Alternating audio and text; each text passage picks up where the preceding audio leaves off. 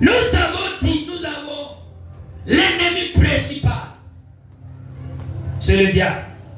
Satan. Les dragons anciens. Les pères des menteurs. Les pères du mensonge. Le prince des ténèbres. Le roi de la terre. C'est lui qui traverse et qui séduit le monde. C'est lui qui détruit et qui ravage des familles. Satan. Satan a son royaume. Et ce royaume combat contre le royaume de Dieu. Tous les enfants du royaume sont des ennemis du royaume des ténèbres. C'est pourquoi nous vous avons enseigné et rappelé sur les 4 pouvoirs du monde des ténèbres ou le royaume des ténèbres. Les dominations, les autorités, les princes et les esprits méchants. Hii ni mamlaka 4 ambayo ibilisi shetani anaitumia. Ndani yake ndio tunakuta toutes sortes de loges et de magie dunia hapa. Ndani yake ndio tunakuta toutes sortes de sorcellerie et de fétiches. Tous les féticheurs sont des agents du royaume des ténèbres.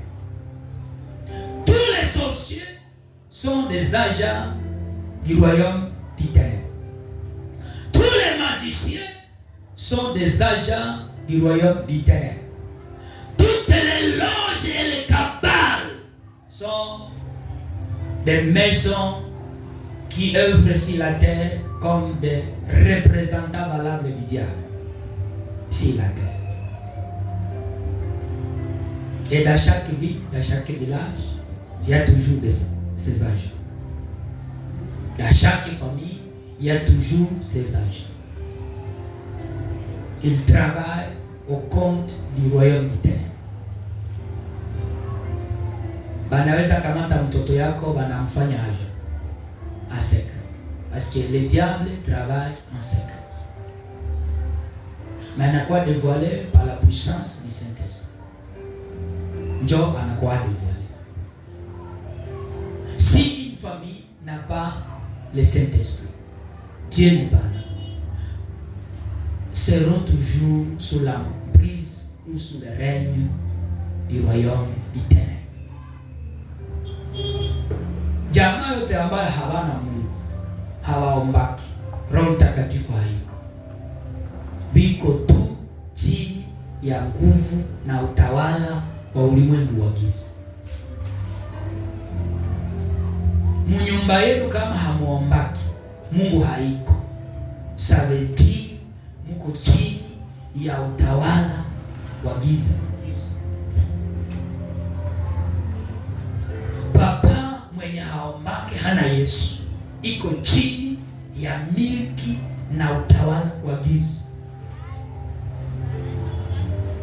Mama mwenye haombaki hana Yesu, yeye iko chini ya utawala wa giza.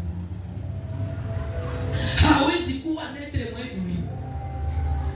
Unaweza kuwa ignorant ke hauko ni kwa shetani. Wewe ndio unajambia. Lakini wenye dhambi wote wako chini ya utawala wa shetani. Wenye dhambi wote wako chini ya utawala wa shetani. Na tena wako chini ya hukumu ya milele. Maana andiko mesema Marc 16:15. Allez prêcher la bonne nouvelle. Celui qui croira et qui sera baptisé sera sauvé. Et celui qui ne croira pas sera condamné. Tous les païens sont sous le règne du diable.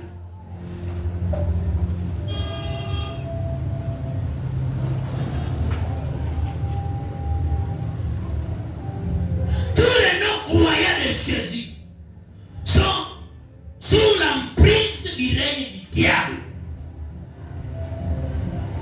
aussi longtemps tu n'as pas le goût de venir à Jésus et de venir dans l'église de Jésus et recevoir la vérité de Jésus, ça veut dire que tu es sous le règne du monde des ténèbres. Alléluia. Amen.